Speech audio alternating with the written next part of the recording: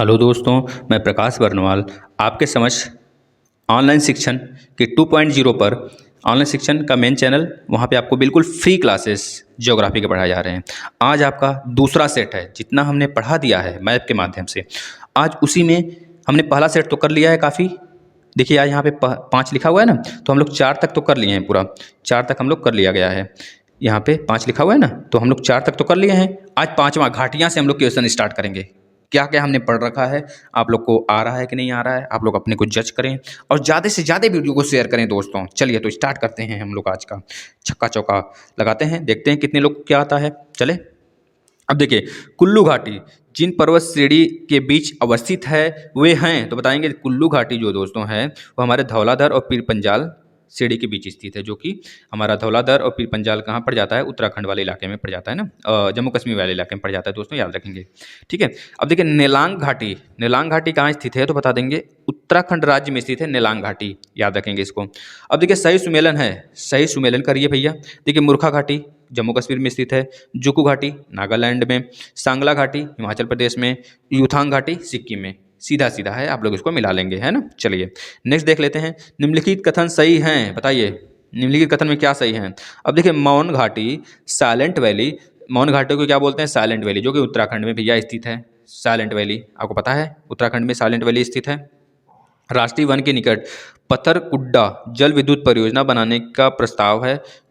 और नेक्स्ट देखिए, कुंती नदी मौन घाटी, मतलब कि यह भी साइलेंट वैली के वर्षा प्रचुर वनों से उद्भूत होती है। तो दोनों सही है, आप इसको दोनों कथन सही मान के चलें और दोनों को सही लगा लें, है ना।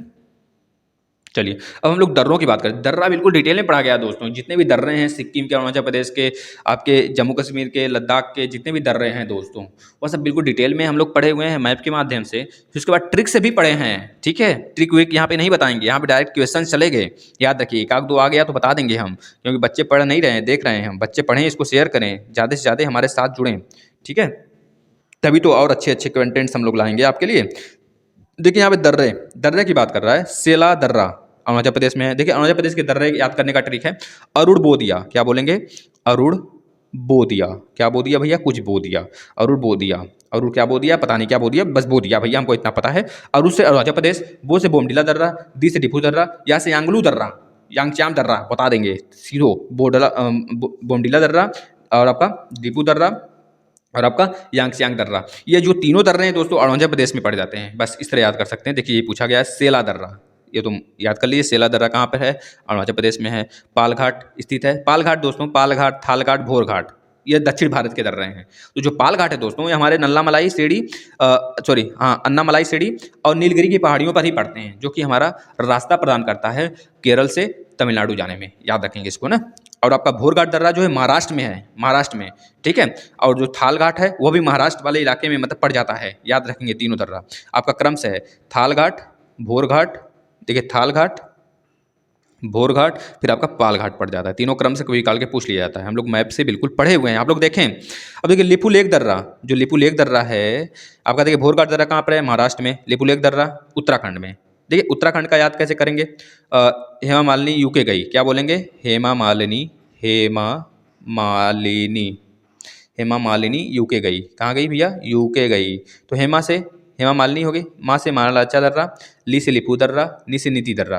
कहाँ पर है, माना लाचा दर्रा, लिपू दर्रा, नीति दर्रा, कहाँ पर है, तीनों यूके में है, उत्तराखंड में इलाके में पड़ जाता है, याद रखेंगे, है ना। चलिए इस तरह आपको ट्रिक भी बता दे रहे हैं। ले जाने का रास्ता है तो जोजिला दर्रा से हम ले जाते हैं। नाथुला दर्रा स्थित है, सिक्किम में है। सिक्किम पर हमें नाज है, सिक्किम पर हमें नाज है, ट्रिक बनाइए। सिक्किम पर हमें नाज है, ना से नाथुला दर्रा, जे से जलेपला दर्रा भैया, तुरंत उड़ाइए इसे। चलिए नेक्स्ट, वर्ष 2006 के लगभग मध्य में भारत और चीन के बीच व्यापार बढ़ाने के लिए पुनः खोला गया था। किसे खोला गया था, नाथुला दर्रा को खोला गया था भैया, है ना। अब देखिए नेक्स्ट पे आ जाते हैं।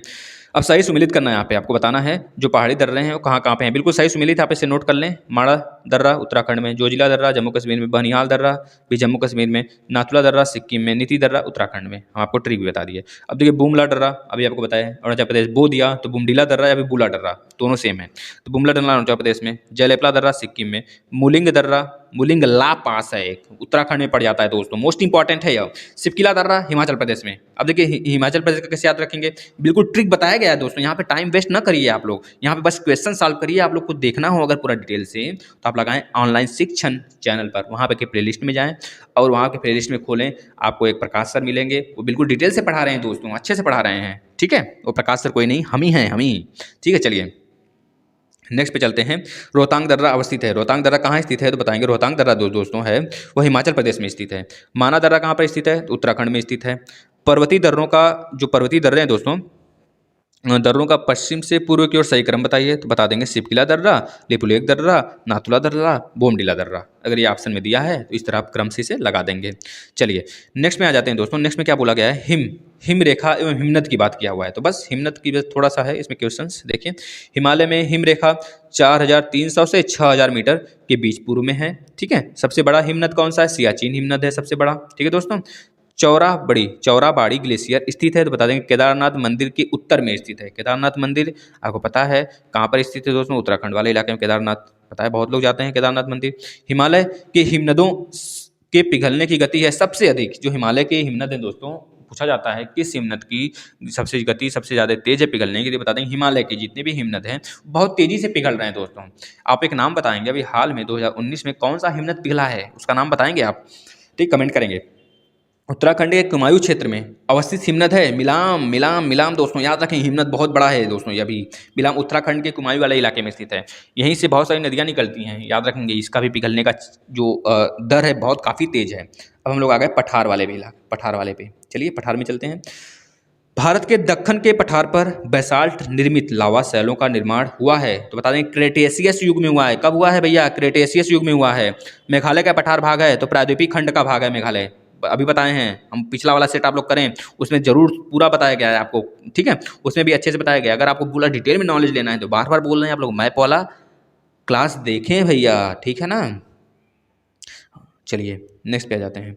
नेक्स्ट देखिए क्या बोला गया है, भारत के अतिरिक्त प्रायद्वीपीय पर्वत निर्मित है तो बता देंगे पैलियोजोइक महाकल्प में स्थित हुआ था, ठीक है। छोटा नागपुर पठार का सर्वाधिक घना बसा जिला धनबाद है, बताएंगे धनबाद है तो बताएंगे किस लिए प्रसिद्ध है तो खनन उद्योग के विकास के लिए, औद्योगिकरण के लिए उसे जाना जाता है। खनन उद्योग जहाँ से कह लीजिए माइनिंग वगैरह होती है दोस्तों, छोटा नागपुर बहुत ज़्यादा ही, उसको बोला जाता है भारत का रूर, छोटा नागपुर पठार को। ऐसे याद रखें, ऐसे पढ़ें कि कौन सा ऐसा एग्जाम नहीं निकलेगा दोस्तों, सारा एग्जाम निकलेगा। चलिए नेक्स्ट देखते हैं। छोटा नागपुर पठार है बता देंगे एक अग्र गंभीर है। नीचे दिए गए मानचित्र पर विचार करें तो विचार करें भैया, आपको ये मानचित्र थोड़ा दिख नहीं रहा होगा, इसमें ABCD दिया हुआ है तो आप लोग को इसके थोड़ा सा जूम करके देख सकते हैं अपने, जूम करके क्या हम दिखा देते हैं आपको, बता देते हैं। यहाँ पे देखिए ABCD लिखा हुआ है, यहाँ क्रम से लिखा हुआ है ABCD,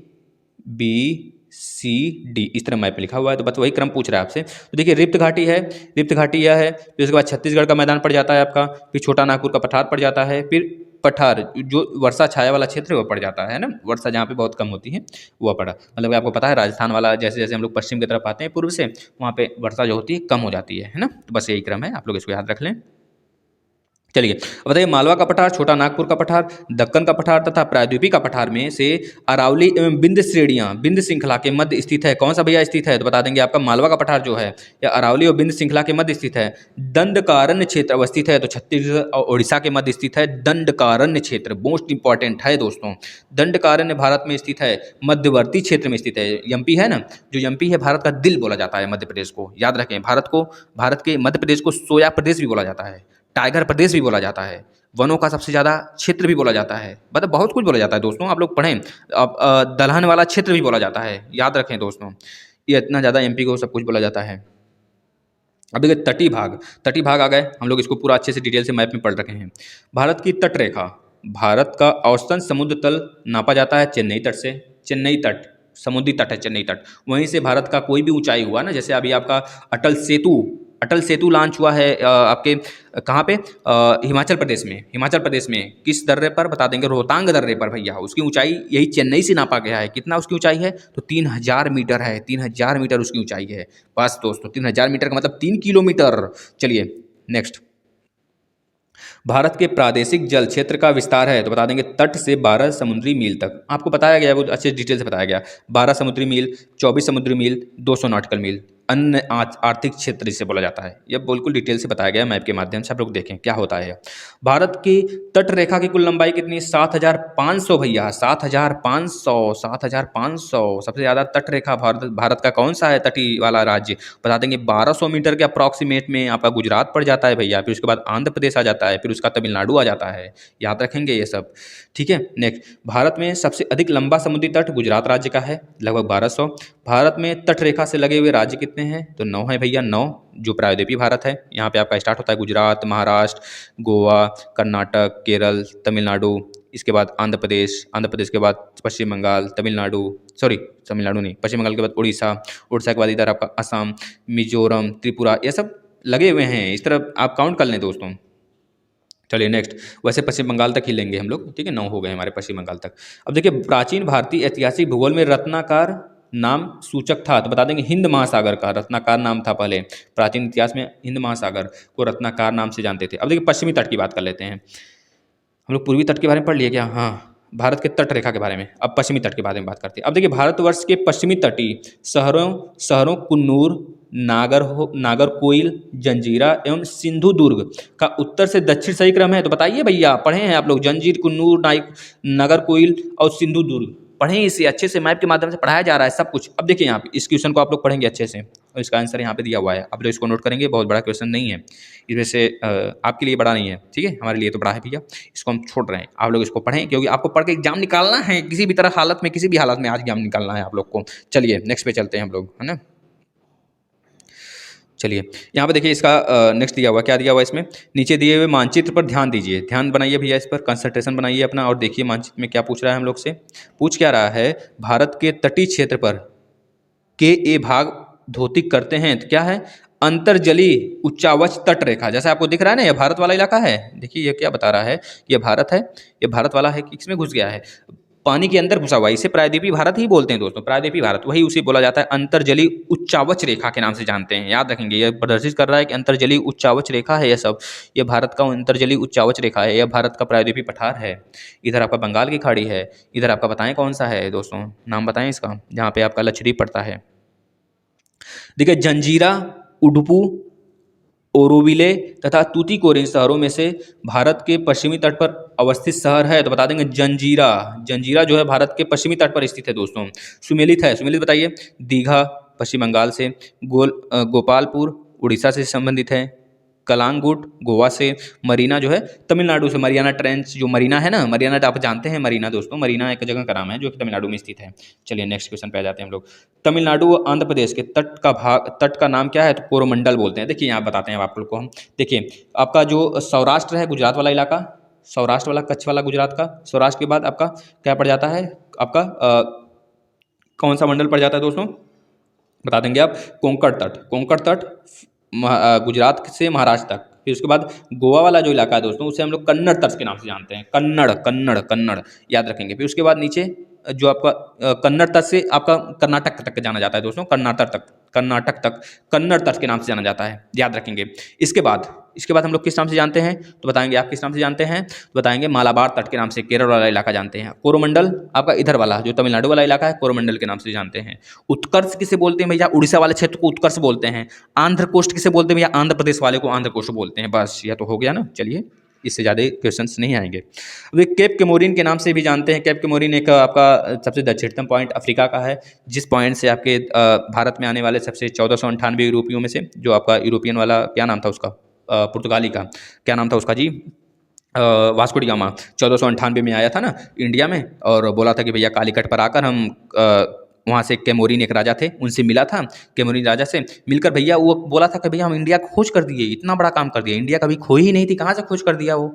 इंडिया का केवल जल मार्ग खोजा था, जिसको हम क्या बोलते थे? Cape of good hopes, cape of good hopes को खोज कर हल्ला कर दिया भैया हम भारत को खोज दिए। तो ऐसा कुछ नहीं हुआ था, आप लोग याद रखें। 1498 वो पुर्तगाली से आया था, वास्को डी गामा पुर्तगाल से आया था, और वह दक्षिण के बिल्कुल कलेजे की अटलांटिक वाले एरिया से क्या बोलते हैं, जो आपका यह सकार की क्षेत्र बनाती है ना, कौन सी नदी है? अटलांटिक वाला, अंटार्कटिका, हाँ अटलांटिक नदी, अटलांटिक नदी से होते हुए आपका आया था केप कोमोरिन, जो आपका अफ्रीका का बिल्कुल दक्षिणतम पॉइंट है, वहाँ से आया था, हमारे केरल वाले क्षेत्र में आया था दोस्तों, केरल वाले क्षेत्र में आया था। वहाँ पे उन्हें राजा केमोरिन क्या नाम था उनका, कैमोरिन था, राजा कैमोरिन से मिला था, उसका भव्य स्वागत हुआ था। इस वजह से वह शोर मचा दिया भैया, मसाला वसाला लेने के चक्कर में आया था, अपना लेके जाके बेचा था, 1 का 16 गुना कमाया था। इस वजह से बहुत सारे लोग आने लगे और बोल दिया, जाके हल्ला कर दिया कि हमारे भारत का खोज कर लिए। तो ऐसा कुछ नहीं था, बस एक तरह से कोप ऑफ गुड होप का वो खोज किया था।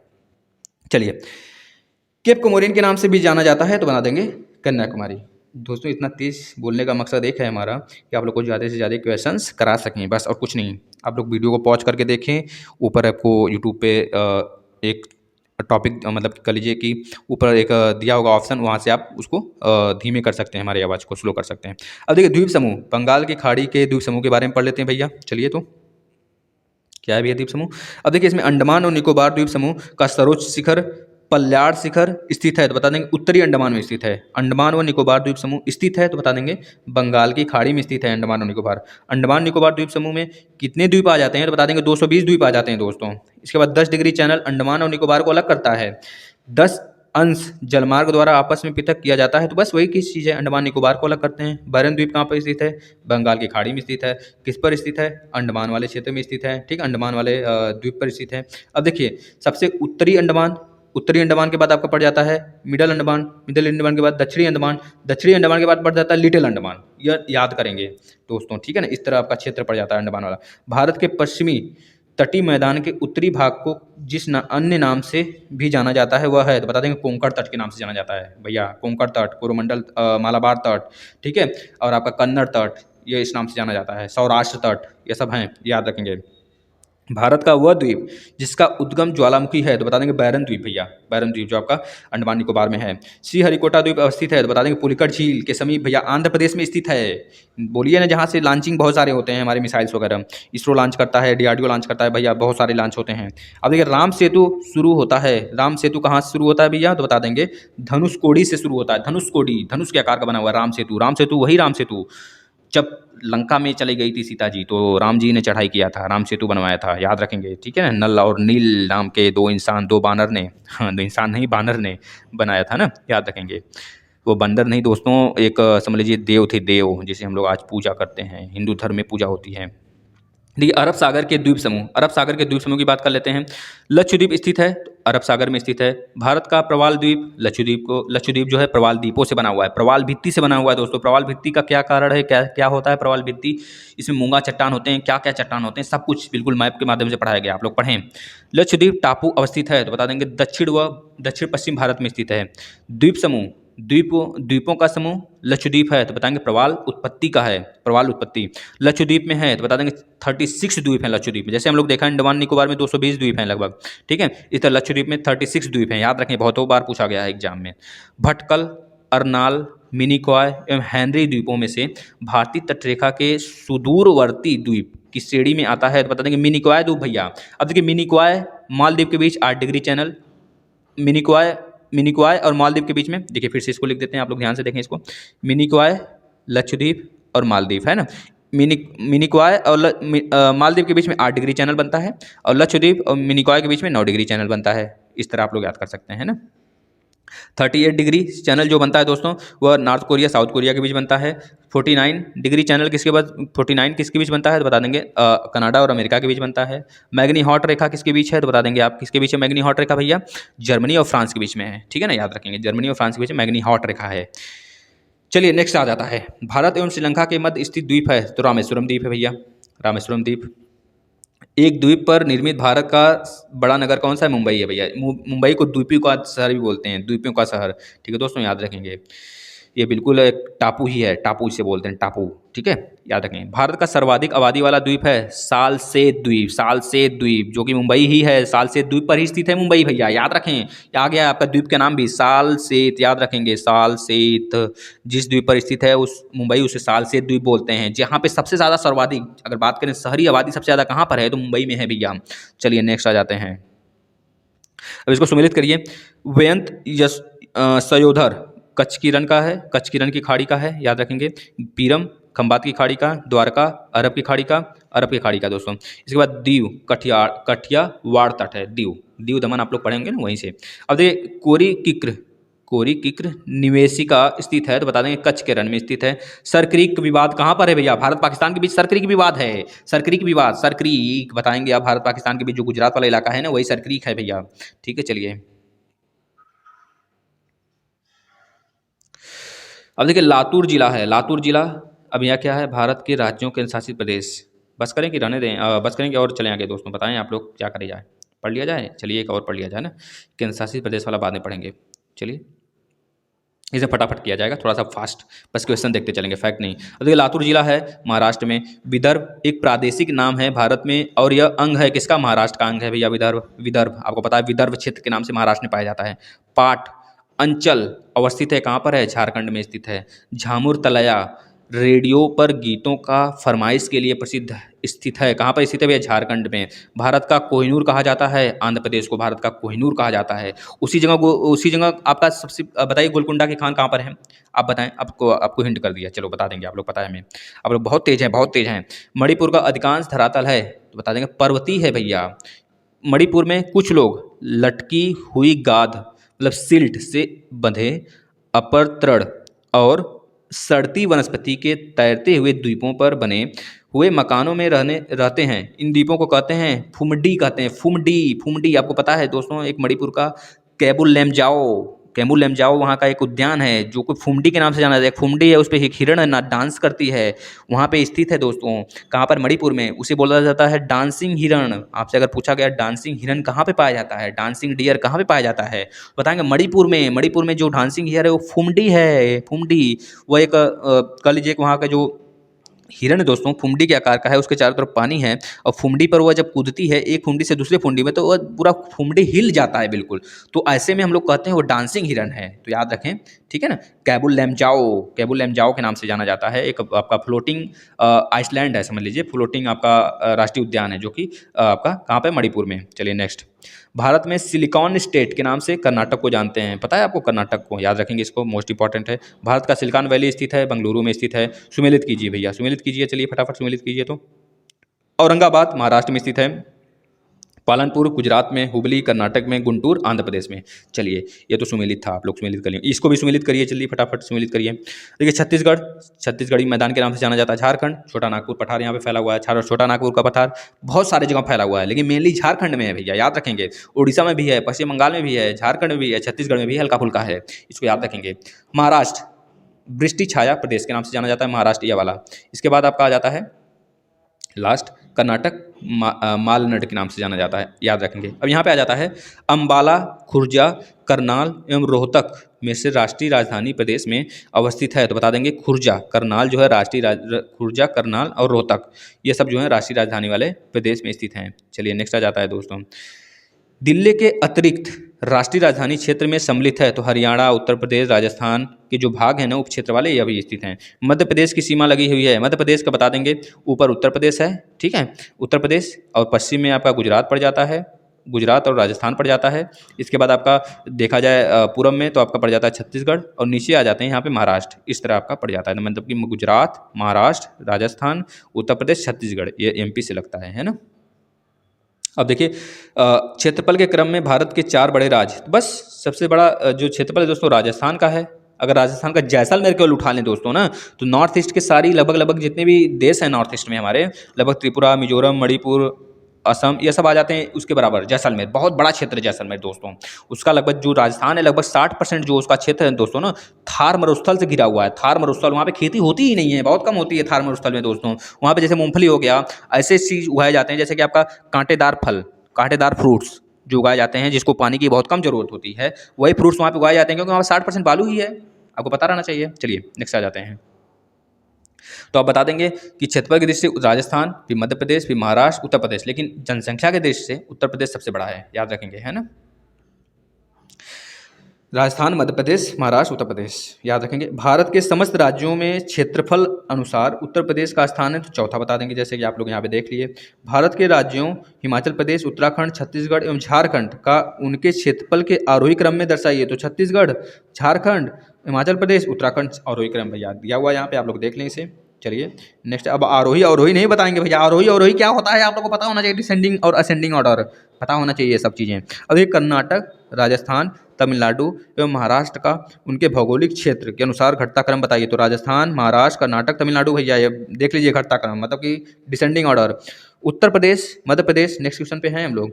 उत्तर प्रदेश, मध्य प्रदेश, राजस्थान एवं उत्तराखंड राज्यों में क्षेत्रफल में सबसे छोटा है भैया उत्तराखंड, बता देंगे। उत्तराखंड कब अलग हुआ था? 2002 में अलग हुआ था। 2000 में कि 2002 में बताइए फटाक से, तो 2000 में अलग हुआ था कि 2002 में?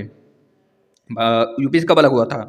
यूपी से कब अलग हुआ था? 2002 में कि 2000 में? जल्दी बताएं आप लोग इसे। अब कब हुआ था, कितने राज्य हुए थे अगर 2000 में हुए थे तो? सबका नाम बताएं हमको, फटाक से कमेंट करें आप लोग जल्दी जल्दी। चलिए नेक्स्ट क्वेश्चन पे आ जाते हैं। भारत में जनसंख्या के अनुसार तीसरा एवं क्षेत्रफल में 12वां राज्य है, तो बता देंगे क्षेत्रफल के अनुसार 12वां राज्य बिहार भैया। यहाँ की जनसंख्या तीसरे नंबर पे आती है, याद रखेंगे। पहले नंबर पर यूपी का है। अब देखिए उत्तर प्रदेश के सीमावर्ती राज्य हैं, तो बस देखिए ये उत्तर प्रदेश है, तो यहाँ पे उत्तराखंड हो गया, फिर यहाँ पे आपका उत्तराखंड के बाद हिमाचल प्रदेश हो गया, हिमाचल प्रदेश के बाद आपका यहाँ पे आ जाता है हरियाणा आ जाता है, हरियाणा के बाद यहाँ पे दिल्ली भी एक है, दिल्ली मान लीजिए दिल्ली भी है, और यहाँ पे आपका मध्य प्रदेश है, फिर छत्तीसगढ़ है, फिर झारखंड है, फिर बिहार है। कितने राज्य हो गए?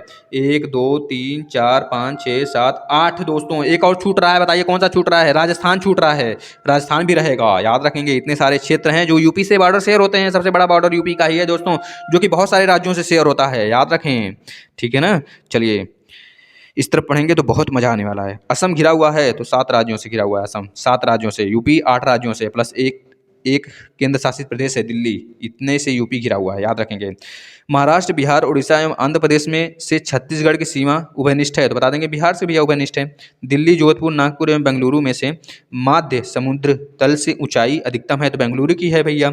अब देखिए राजस्थान के मरु क्षेत्र के लिए सही कथन है, तो सारे सही कथन है, आप लोग पढ़ लें इसे एक बार, बस अच्छे से पढ़ लें इसे, बस सारे सही हैं, ठीक है ना दोस्तों, पढ़ लीजिए इसे अच्छे से। चलिए नेक्स्ट पे आ जाते हैं हम लोग। भारत का एक विशेष राज्य जो युक्ति है, इन विशेषताओं से बताएंगे किसकी युक्ति है भैया? ये पहला क्या दे रहा है? यह उसी अक्षांश पर स्थित है जो उत्तरी राजस्थान से होकर जाती है। इसका 80% से अधिक क्षेत्र वन आवृत है, ठीक है। 12% से अधिक वनाच्छादित क्षेत्र इस राज्य के रक्षित क्षेत्र नेटवर्क के रूप में है, तो बता देंगे अरुणाचल प्रदेश भैया, अरुणाचल प्रदेश जहाँ से मैकमोहन रेखा जाती है, जहाँ पर आपका सबसे पूर्वी लाइन भी है, पूर्वी पॉइंट भी है, जो कि चीन से बॉर्डर शेयर करती है, याद रखेंगे दोस्तों, है ना। चलिए याद रखेंगे। इसके बाद नेक्स्ट आ जाता है, उत्तर पूर्वी राज्यों की 7 बहनों का भाग नहीं है, तो पश्चिम बंगाल नहीं है, ये तो पता है आपको। असम है, त्रिपुरा है, मिजोरम है, अरुणाचल प्रदेश है, नागालैंड है, मणिपुर है। 1 2 3 4 5 6, एक और कौन बच रहा है भैया? और आपका मेघालय है, इतने हैं, ठीक है, याद रखेंगे। ये नॉर्थ ईस्ट के 7 बहनों के अंदर आ जाती हैं, ठीक है। अब देखिए नेक्स्ट क्वेश्चन पूछ रहा है, वर्ष 1953 में जब आंध्र राज्य एक अलग राज्य बना, तब उसकी राजधानी थी, क्या थी? कुरनूल थी भैया। सबसे अधिक जिला है उत्तर प्रदेश में है भैया, 75 जिला है, 75। उत्तर प्रदेश का सबसे ज़्यादा लोकसभा सीट 80 है भैया, राज्यसभा सीट 31 है भैया, विधानसभा सीट भैया 403 है भैया, 403 है, ठीक है, याद रखेंगे। उत्तर प्रदेश विधान परिषद वाला भी क्षेत्र है, विधान परिषद वाले 6 क्षेत्र हैं, 6 राज्य हैं आपके, कौन कौन से? देखिए ध्यान से, यूपी से सटा हुआ बिहार, नीचे आ जाते हैं तो आपका क्या पड़ जाता है? कर्नाटक और महाराष्ट्र। इसके बाद एक और कहा जाता है आपका, बता देंगे तेलंगाना और आंध्र प्रदेश। यह 6 राज्य जो हैं इस समय देखा जाए तो विधान परिषद वाले क्षेत्र हैं, विधान परिषद वाले मतलब द्विसदनात्मक है, विधानमंडल विधान परिषद दोनों है यहाँ पे, याद रखेंगे। इसके बाद इसके पहले जम्मू कश्मीर भी था, लेकिन जम्मू कश्मीर 5 अगस्त किस पे दोस्तों? कब? 5 अगस्त 1919 को इसका विघटन कर दिया, 2019 को इसको 2 राज्यों में 2 यूटी में तोड़ दिया गया, लद्दाख और जम्मू कश्मीर में 2 यूटी बना दिया गया, तो यहाँ से विधान परिषद हट गया दोस्तों। यहाँ के अभी उपराज्यपाल मनोज सिन्हा जी हैं, पहले कौन थे? मुर्मू साहब थे। मुर्मू साहब इस समय क्या बन गए हैं आपके? के वेणुगोपाल की जगह ले लिए हुए, कैग बन गए हैं दोस्तों, CAG, याद रखें। चलिए नेक्स्ट क्वेश्चन आ जाता है, सोनभद्र जिला। यहाँ देखिए क्या बोला गया, 1953 हो गया क्या? हाँ हो गया। तो ये किस क्वेश्चन पे थे आप लोग? क्वेश्चन भी तो इधर उधर कर देना। देखिए यहाँ पे सबसे अधिक जिले हैं उत्तर प्रदेश में, सोनभद्र जिले को स्पर्श करती है 4 राज्य, बिहार, झारखंड, मध्य प्रदेश और छत्तीसगढ़, याद रखेंगे। सोनभद्र जिला यूपी का सबसे दक्षिणतम पॉइंट दोस्तों, यूपी का, याद रखेंगे, ठीक है। चलिए 4 दक्षिणी राज्य 4 दक्षिणी राज्य आंध्र प्रदेश, कर्नाटक, केरल, तमिलनाडु में से सबसे अधिक भारतीय राज्यों के साथ सीमावर्ती है तो आंध्र प्रदेश का, और कर्नाटक में से प्रत्येक, मतलब दोनों का, आंध्र प्रदेश और कर्नाटक दोनों बराबर बराबर राज्यों को शेयर करते हैं, याद रखेंगे। तेलंगाना राज्य की सीमा बनाती है, किससे बनाती है भैया? आंध्र प्रदेश से, कर्नाटक से, महाराष्ट्र से, छत्तीसगढ़ से बनाती है। मणिपुर की राजधानी इम्फाल, गुजरात की राजधानी गांधीनगर, राजस्थान की राजधानी जयपुर। ये सब तो सिंपल याद रखेंगे आप लोग, ठीक है। इसके बाद आपसे अगर बोला गया अरुणाचल प्रदेश की राजधानी ईटानगर, भारत के 19वें राज्य तेलंगाना की राजधानी हैदराबाद, तेलंगाना अभी इस समय प्रस्तावित है। आंध्र प्रदेश की राजधानी 3 है, अमरावती, कुर्नूल, विशाखापट्टनम प्रस्तावित हैं, लेकिन वहाँ का जो हाई कोर्ट है उसे रद्द करने की बात कर रहा है दोस्तों। हो सकता है वो बिल पारित ही न हो, रद्द हो जाए, याद रखेंगे, खारिज कर सकते हैं। अभी बहुत ज़्यादा हंगामा होने वाला है, आप लोग देखेंगे, ठीक है। चलिए, मिजोरम की राजधानी है तो बताएंगे आइजोल है। चंडीगढ़, भुवनेश्वर, बेंगलुरु, गांधीनगर, सुनियोजित राजधानी नगर नहीं है तो बताएंगे बंगलुरु नहीं है सुनियोजित भैया, इसे हम क्या बोलते हैं? कौन सा वैली बोलते हैं बताइए तो, कौन सी वैली के नाम से जानते हैं इसे? तुरंत बताएं, अभी ऊपर देखा गया था हम लोग, थोड़ा सा हिंट करते हैं हम, उसका खटाक से आप आंसर दे देंगे तुरंत, ठीक है। चलिए, अब देखिए लास्ट क्वेश्चन आज के लिए, क्योंकि ज़्यादा बड़ी वीडियो हो जाएगी, 30 मिनट हो गया। चलिए, केंद्र शासित प्रदेश भी कवर कर लेते हैं। सही सुमेलन करिए। असम का दिसपुर, दिसपुर क्या है कैपिटल? नागालैंड का कोहिमा, मेघालय का शिलांग। दोस्तों, जो नॉर्थ ईस्ट के राज्य हैं आपके ना, वहाँ के जितने भी 7 राज्य हैं, उस सिक्किम के साथ लेकर, सिक्किम 8 हो गया, सिक्किम को लेकर 8 राज्यों के आप कैपिटल, करेंसी नहीं दोस्तों, कैपिटल और जो सीएम है और राज्यपाल हैं, याद करके रखें हमेशा। और कितने राज्यों से, कितने देशों से बॉर्डर शेयर होते हैं, यह भी याद रखें, क्योंकि बहुत ज़्यादा पूछा जाता है, ठीक है। अब देखिए यहाँ पे केंद्र शासित प्रदेश के बारे में बात कर लेते हैं हम लोग। अब देखिए केंद्र शासित प्रदेश में पहला क्वेश्चन, भारत में केंद्र शासित राज्य कितने हैं? 7 हैं। अभी देखिए हाल में यह आप काट दें, अब गलत हो चुका है आपका। इस समय देखा जाए तो केंद्र शासित राज्य कितने हैं तो बता देंगे 8 केंद्र शासित राज्य हैं और 28 राज्य हैं, ठीक है।